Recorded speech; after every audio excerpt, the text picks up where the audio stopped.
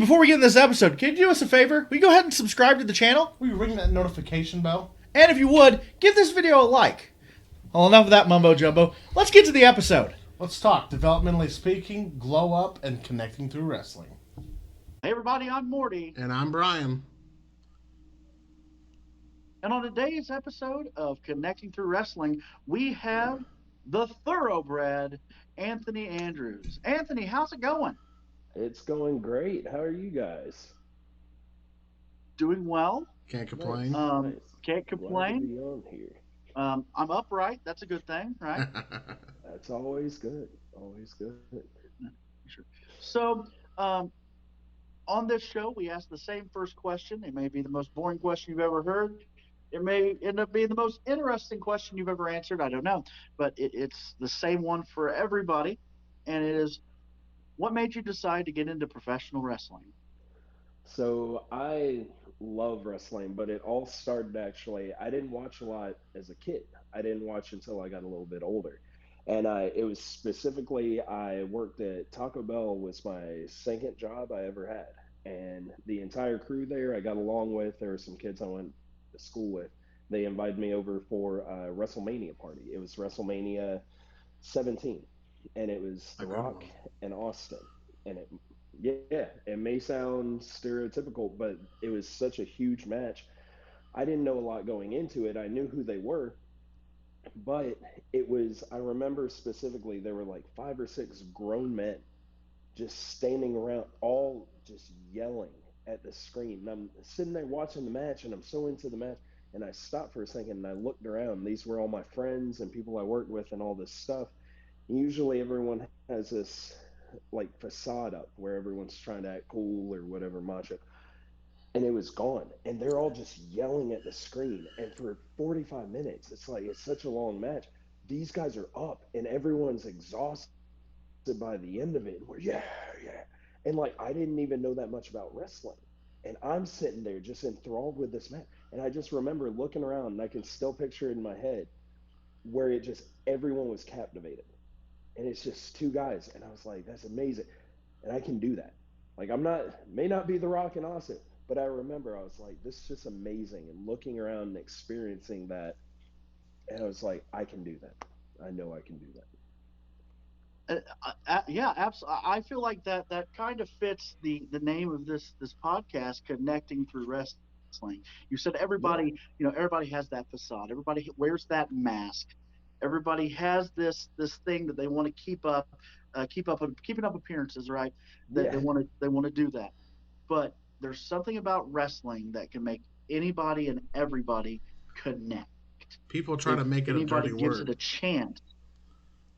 Yes, That's they do. My favorite thing with any job that I started after that too, is they'd ask when I had started training and all this, and they're like, "Oh, you do pro wrestling?" I'm like, "Yeah, I'm a pro wrestler." And they were like, "Oh, I used to watch that stuff back in high school." And I'm like, "Yeah." I was like, "I still watch it. You should check it out." And every time, it would be about 2 weeks or so, and they'd come back up to me, look around, they're like, "So I watched Raw on Monday." I'm like, "Oh, did you?" And I always act surprised. "Oh, did you?" And they're like, yeah, it's really fun." And then like 3-4 months later, they're like, "Man, I love wrestling. Did you see SmackDown?" Whoa. And everyone gets so excited. And I'm like, you thought it was a cool thing in high school because of The Rock and Stone Cold, and you had all these huge stars. I mean, even the smallest stars for them are people who were just incredible. But I'm like, you watch it now, and I guarantee you're going to get hooked again every time.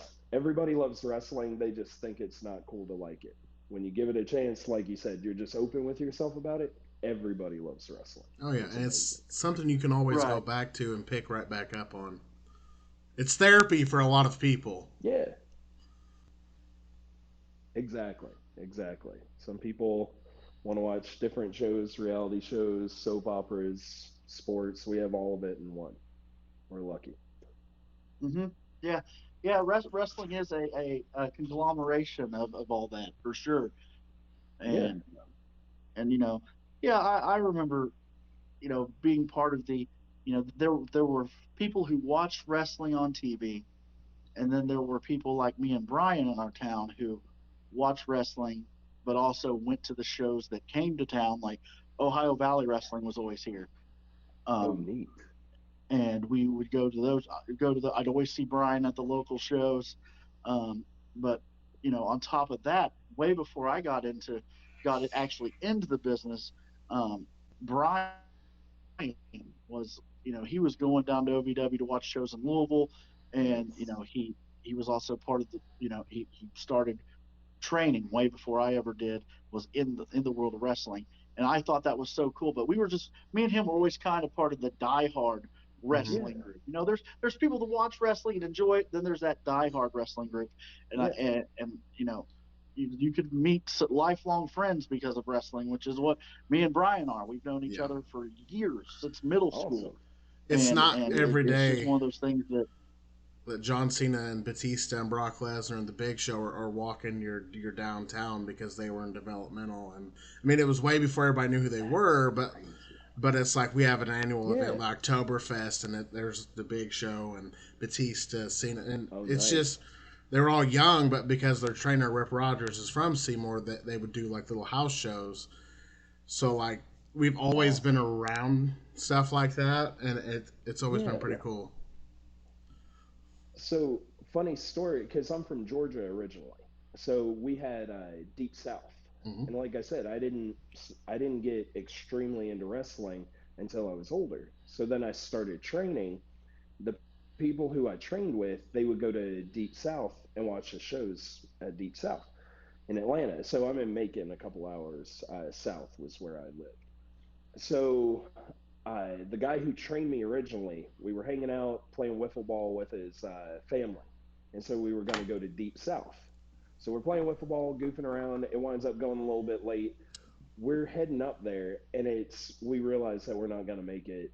We're probably going to be like 30, 45 minutes late. So we were like, oh, we'll just go next week. We stop, get food, go back. The next week we go up, walk up to the door, and there's a sign on the door that Deep South had shut down that week. I was 1 week late too. If it just man. hadn't gone over in wiffle ball, I would have got to see Deep South. So I never actually got to go to Deep South. They shut down that week, and I was like, what are the chances? It was brutal. Yeah, Yeah. that's But rough.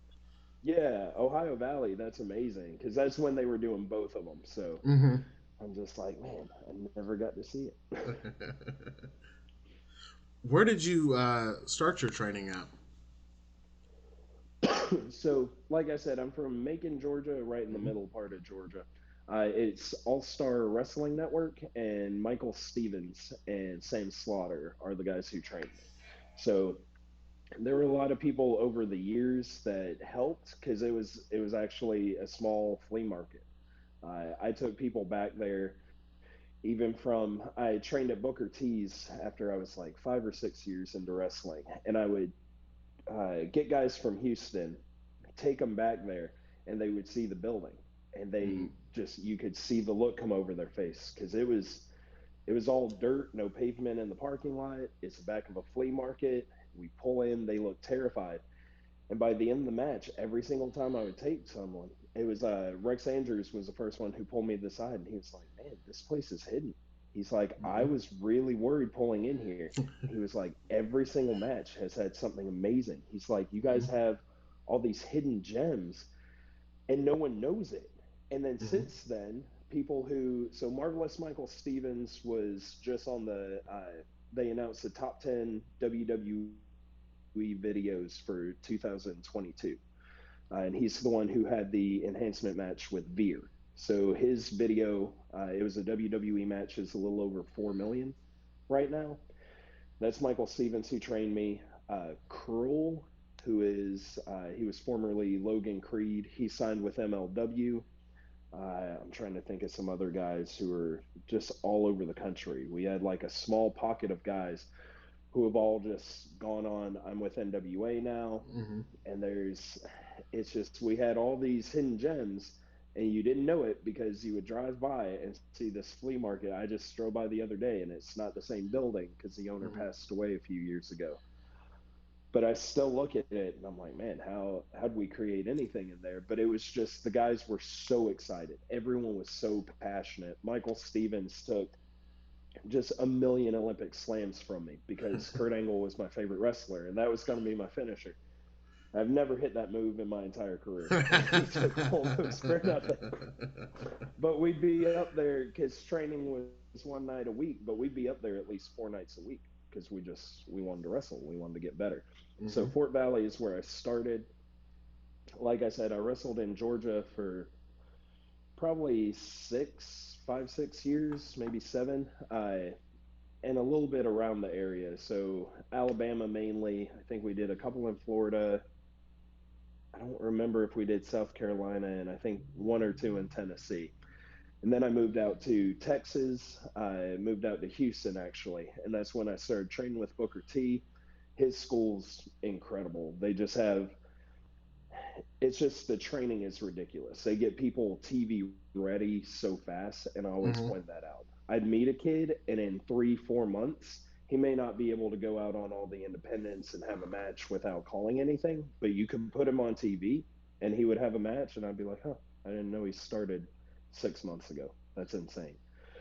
So I trained with him. Everything got polished up really well there, and then started going just different places. Colorado was a big one for me for a while. Down in Florida, I did some stuff with WWN, the people who do Evolve. So That's where I Trevin down started. there has always been. Really? I Oh, was on so the you know production Trevin? team. Yes, I was. Awesome. I was there when Trevin was just a fan. This was when they did Dragon Really? Gate USA, and then they launched Evolve, Oh and yeah, I then saw a lot of the early ones. so yeah, Nice, that's a good nice. place to work. That's so Dragon Gate back when sorry, I jump around a lot, but back when I was in Georgia, I did a show with Bill Behrens ran it, Hmm. Jimmy Rave, Sal Renaro, all those guys in Georgia called Rampage. And so a lot of those guys would go and work Dragon Gate, Kyle Matthews, people like that. Hmm. So that was a fun show to go watch. That was always a good time. It was yeah. I've always Sal could be a little intense at times, but Man, I love Sal. yeah, Yeah. you do it right the first time, or it's all hell breaks Oh, loose. he did. He did not. Uh, he probably didn't like me the first few times. You know how you see people and you know Hmm. they're amazing, and it's always been so. Michael Stevens, who trained me, I feel like the first one or two, but Sal was definitely one of those. Like I see him, I know he's always amazing, and then the first him, it was probably 4 or 5 times we had any kind of a fight. It was like, man, I know it's not Sal, so it's got to be me. But then everything chemistry is starts to mesh all of that. So, and he's up at NWA now. I mean, he's been doing it a long time, and yeah, he's a different level. So, I definitely get that. Yeah. how did uh how did your journey to the NWA begin? So actually, I just had talked with him a little bit and just went up there. That's one thing that's always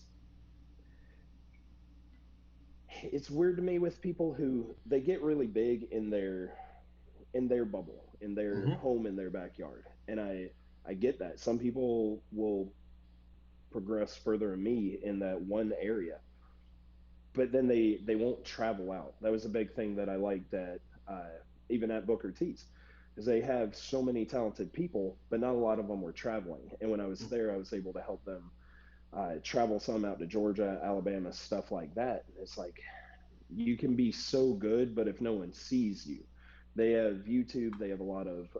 They had TV for a long time. I think they might have TV again. And it's like it's so many talented people, but if people aren't seeing you, there are probably still people who are better than me. Like you couldn't convince me of that. But if no one sees them, then they're not going to know. So I just went to. It was their show in Kentucky, talked to them, and luckily there were a lot of people there who I knew from all over the country. It was pretty much Hmm. everyone who walked in the door, even Joe Galley, the commentator. I work with him in San Antonio at RCW. That's actually I've been there in international champion for almost 3 years straight. I've lost it twice, but the very next time that I had a shot, I won it right back. So I've worked with him out there. Luckily, a lot of people knew me. They gave me a chance on the show. I wrestled Gustavo, and they saw it. They loved it. I got some calls and some feedback personally, and they just told me, "Hey, we want you. We saw that match. We want you on the product. We want you to be a part of our company." That's exactly what we're looking for. And I've never had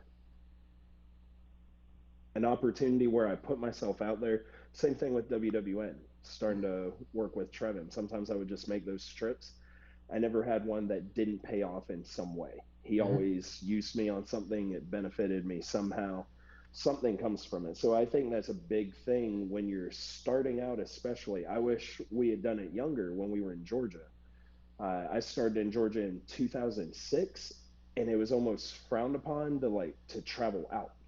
You stay in your home promotion, you wrestle there, and maybe in 15, 20 years you get a job for WW. I don't know how that in between was Yeah. supposed to work, but it's like no, you go out and you travel, you do all of these shows and you meet all these people, and that's what happened with NWA. Is by the time I got there, I knew everyone in the locker room, and so it worked that way. A lot of good people. Jack Stain I had worked with in Texas. Tim Storm I had worked with him in Texas. I mean, just people from all over Georgia, all these places.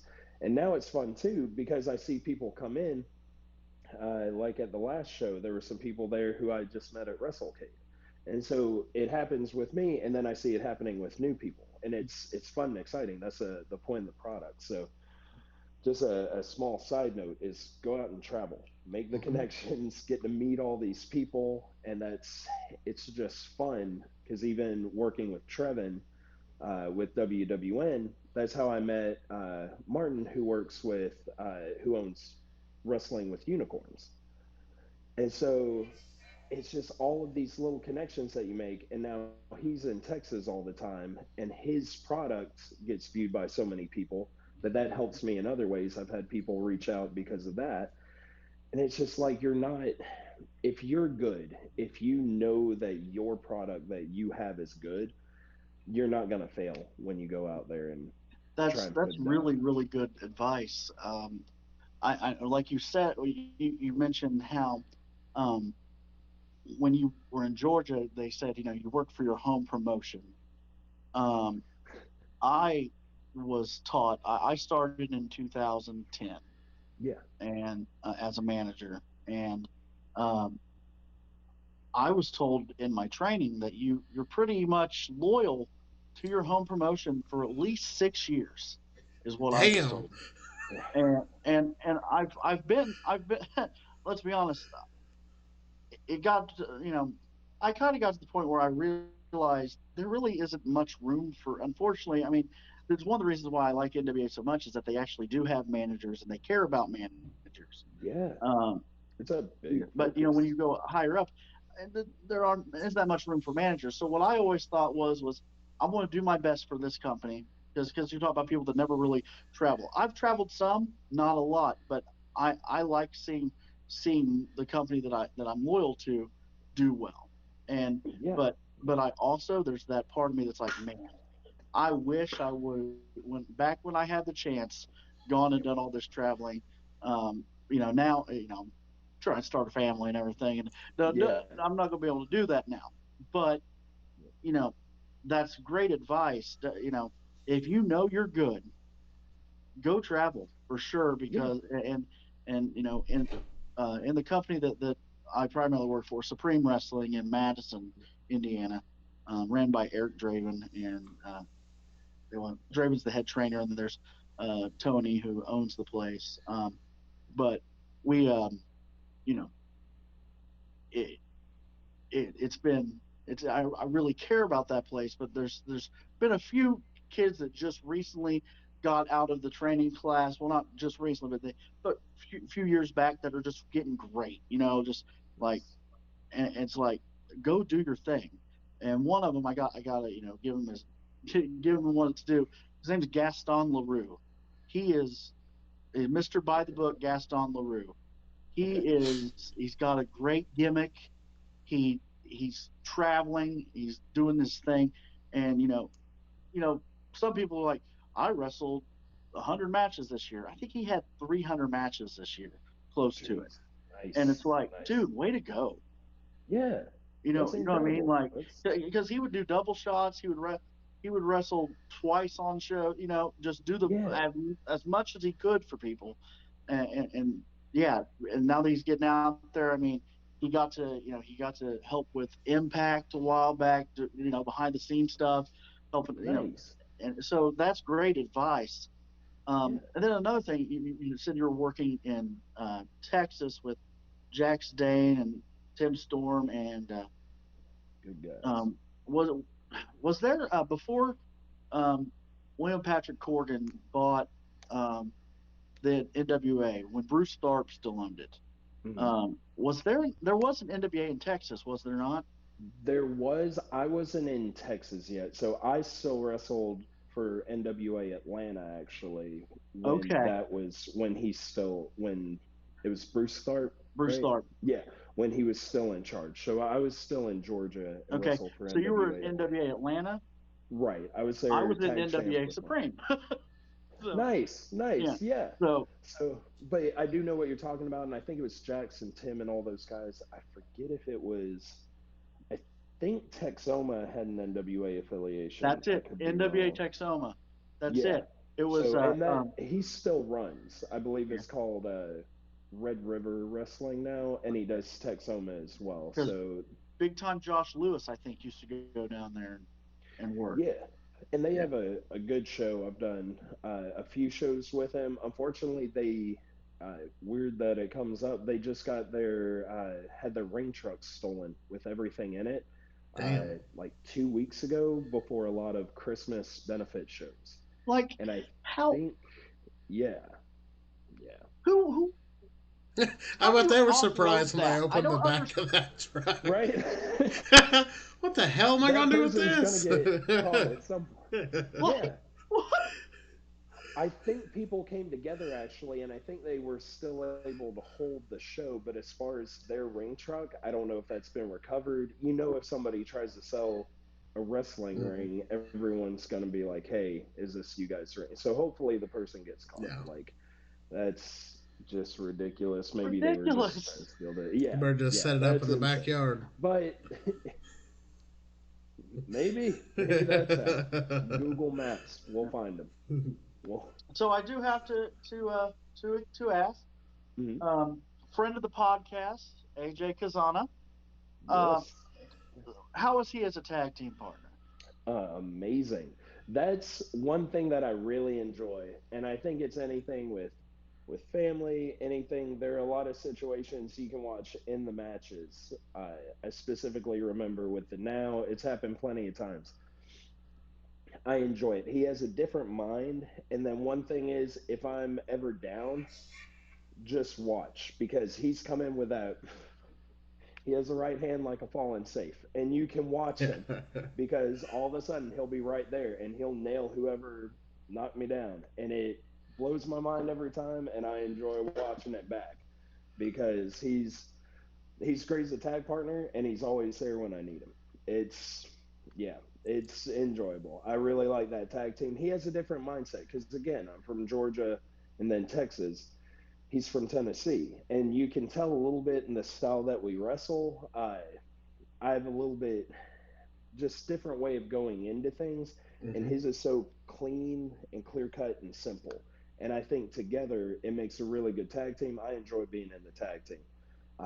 But it just I think it meshes really well. And there are some things where I'll be sitting there overthinking, and I can see it in his face. I'm like, I know, and then he'll say something so simple like, oh, why don't we just do this? Mhm. Yeah, that would have been a lot easier if you had said that 30 minutes ago when I've been sitting here rambling on. And I'll always say that. He comes in with a very simple mentality to where both ways will get everything done. His is very clear cut and to the point. There's more than one way to murder a cat, which I hate that saying, but that's the saying. So Meeting AJ, we met him in Tennessee, And that's kind of how like the Yeah. connecting through wrestling part of this podcast worked. He And was the, the first person with the NWA. You know, we reached out to Kyle Davis, asked if we could do Nice. weekly, and we've been doing it for a couple months now, just interviewing weekly talent from the NWA, Yeah. and he was the first one we interviewed, and it really opened a lot of doors, you Nice. know, for the podcast, and I'm very appreciative yeah, to do this Yeah. every yeah. week. Good I guy. kind of made a connection with AJ at Power Trip. I think it was Power Trip 2 in Yeah. Oak Grove, and it was he. I was in the second row, and he walked by wearing, I believe it was one of his dad's jackets, and I was like, Nice. "Nice jobber jacket," and he had respect for it. He's like, thanks, it was my dad's, and we kind of made eye contact. And then he had remembered that. And like when we saw him, when I saw him at Heroes and Legends in Sevierville, we, Yeah. I was like, hey man, how's it going? And we just, oh yeah, talked about, yeah, the jobber, yeah. I So got two of them right there hanging up. I'm they're, looking they're at the them right best. now. Yeah, That's right. they're good stuff. Yeah, for sure. But yeah, that's. I mean, he's a good guy. We get into it sometimes in the ring. You can see even at in New Orleans, we had a little bit of a tiff during the match. But I mean, he's great to team with. That's the thing with family. You're always gonna Hmm. have a little bit of bickering, but he's a Yep. great guy, great tag team. I enjoy what we're doing as a country gentleman. Everything meshes well, and I think it's exactly what NWA is. It's what the fans look for, and it's what it's supposed to be.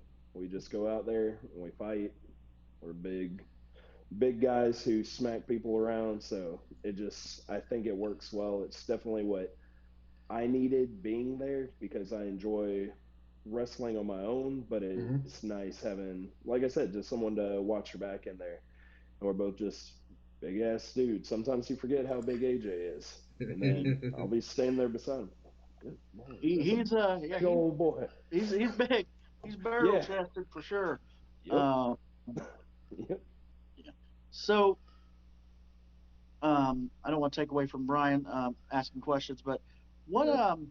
what does the future hold for the country gentlemen? What do you have your eyes set on? Do you have your eyes set on the fixers? Do you have eyes set on what do you want to do?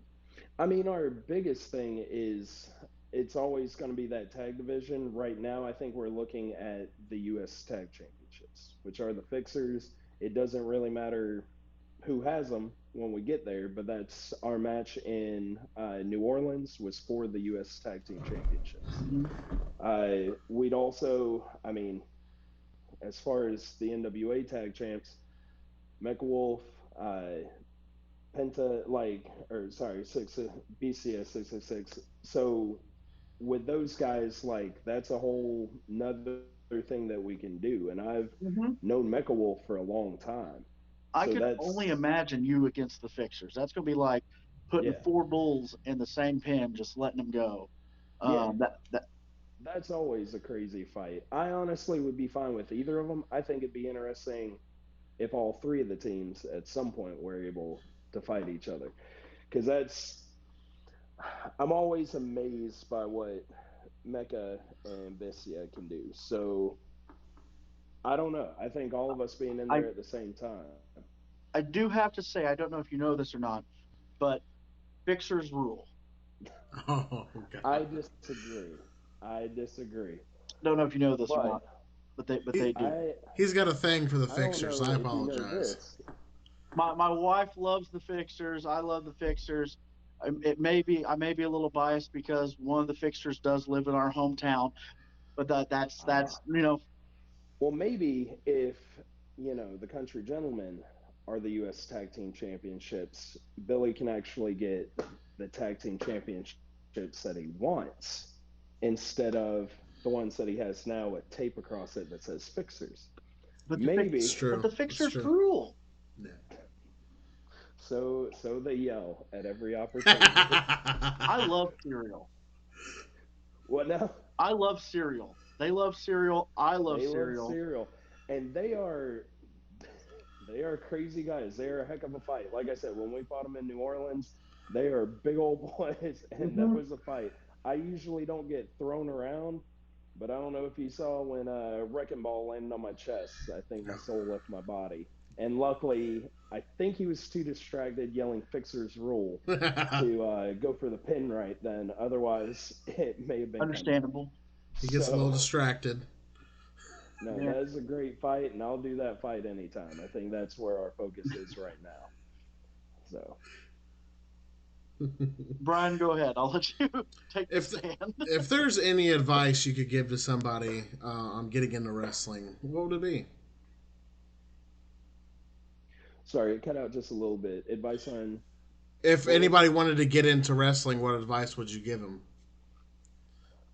I mean, the biggest thing, if you're not able to start training right away, I would just say focus on what you can as far as your look, everything like that. I love the gym. If I wasn't wrestling, I would still go to the gym every day.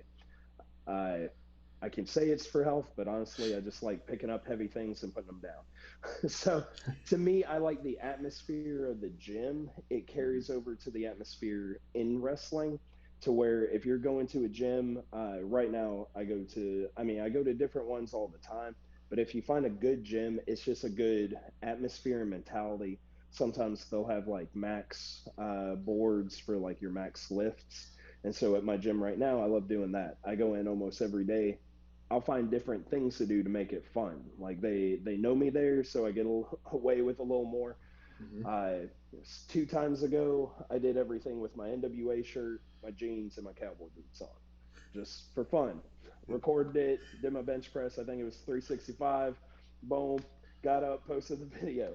The next time it was I wanted to do all three of their lifts, so I did bench press, walked over, did the deadlift, walked over, did the squat. So it's fun. Focus on what you can, but it'll get you, to me, it'll get you in better shape and it'll Mm-hmm. help with that atmosphere, that camaraderie. So you'll be kind of used to it when you get into wrestling. Other than that, find a good place. There's so many good places all over the country.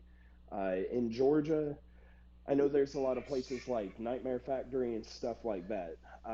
As far as the ones that used to run, like I said, even where I started, they don't train anymore. Michael Stevens, I think, is the best wrestling mind still that I've ever met in wrestling. I can tell him anything, and he just has such a strong mindset to where he can correct stuff over the phone. Sometimes I'll text him before I go out, and he's like, "Why don't you try this?" I'm like, okay, I didn't even think of that. So having someone like that in your corner, I know there's Nightmare Factory out there in Texas, Booker T School. I will always say their trainers are so good. I've been wrestling 6, 7 years, and their trainers would do small things like Gino specifically. He wrestles for MLW. He just told me one time to adjust my feet out slightly, and he made rolls and moving and everything so much easier. They can see things, they can get people TV ready. In Colorado, there's Rocky Mountain Pro. Mm-hmm. In Tennessee, the Kazanas, their entire promotion. And then I think they work a lot with Dr. Tom and JPWA. I think it's the school out there. Find a quality school. There's Mm-hmm. so many good places. If you're in Florida, WWN has schools. There's so many good places to go. Make sure it is a good, reputable place. And then after that, just focus on the fundamentals. Like, that's always my thing. The few times that I've had people ask me to run seminars, I'm weird about, like, but my focus is always you should have all those fundamentals down. I'm Mm-hmm. not going to go over drills and all of that stuff. Your school should have taught you all that. All that should be in your back pocket. So by the time you get to TV, by the time you get to NWA, by the time you're able to impress someone, you can focus on everything else that goes into a wrestling match. You can focus on story, on making everything make sense. You shouldn't, no one should have to sit there and worry, can this guy take an arm drag? Can this guy give me a headlock properly? Can he run off? Can he do all that? All of that needs you need to drill that, work as hard as you can. All of that needs to be in your back pocket so you can think on that higher level when you get the opportunity. I'm already there, and the guys in the NWA are still so far advanced. When you get in the ring with those guys, there are things that people like Tyrus, Trevor, Jax, all these guys are thinking on such a different level that you need to have all of that in your back pocket and more. Otherwise, you're not going to be able to keep up with them. So my thing is find a quality school, make sure all of that stuff is drilled into you, and then those quality schools are going to get you ready for that next level. Then when you get to that next level, you can start focusing there. You can It'll just benefit you so much more because you'll be able to keep up instead of trying to catch up. Absolutely. And you never stop learning. Never. Oh no, no. Never. That's I was just talking with someone. You guys probably know Johnny Swinger. Mm-hmm. So was just talking with him because years ago you were talking about the double shots. Mm-hmm. So around 2010 used to be a fun time in Georgia. Swinger and I did a show in Alabama, and it ran on a Thursday in Phoenix City. It was called Great Skate. So that was a fun time. You would do Thursday, you would have a double shot on Friday, double shot on Saturday, and then our hometown, luckily in Warner Robins, was Sunday at Rampage Pro Wrestling. So you could work 5, 6. I think one time we got up to 7 shows in one weekend. It was insane. But you learn something new every day, and we were just talking about Chick Donovan. He had a match, I guess, a week or two ago with Chick Donovan. I don't know if you guys know who that is. He's from WCCW. Yeah, way back in the day. He's wrestling Von Erichs. He's wrestling all these guys. And we're talking And he about... still looks the same. Looks exactly the same. I wrestled him... Yeah, I wrestled him in maybe 09, 2010, something like that. And we were talking about you can always learn something from him because I'm still young in the business at that point. I'm trying to learn everything I can. We come back and he sweating, glitter everywhere, glitter all over me. And he's, I don't know, maybe 60 at that point. He comes back and he just yells, "Jack and Jill went up a hill, fetch a pail of water. Jack came down." I'm just staring at him. I'm like, "Okay, are you okay? Did I hit you too hard? What just happened?" And he's like, "It's all about the punctuation. Jack and Jill went up a hill, period. Fetch a pail of water, period. Jack and Jill came down." I'm like, "Oh, okay, you're talking about the wrestling match we just had. You can learn something new every day." He's 60 years old, spouting out information. Johnny Swinger's telling me about something that he taught him last weekend, probably 10 years after that. I'm like, man, yeah, you can learn something new every day. I love wrestling. It's amazing. And as long as you keep on learning, it just keeps being fun. It's a good time. Absolutely. Well, I want to say thank you for coming on today. It was an honor, and we do appreciate you for taking time to talk to us. But yeah, I think that's great for today. Thank you so much for being on Absolutely. Connecting Through Wrestling. Let's do it again sometime. Catch Anthony on the NWA. Go ahead, Brian. What'd you say? So let's do it again sometime. Yeah. Hey, sure. thank you guys for having me on. And like I think you were about to say, NWA, and we have the Live Power January 31st. That's going to be in Knoxville. So everyone make sure to tune in for that. Hey everybody, it's Morty. It's Brian. And thank you for watching today's episode of Developmentally Speaking. If you could, please click that subscribe button. And don't forget to punch that bell icon so you can get notified whenever we go live or drop a new video every Monday. Well, thanks for watching, guys, and we'll see you on the next Developmentally Speaking.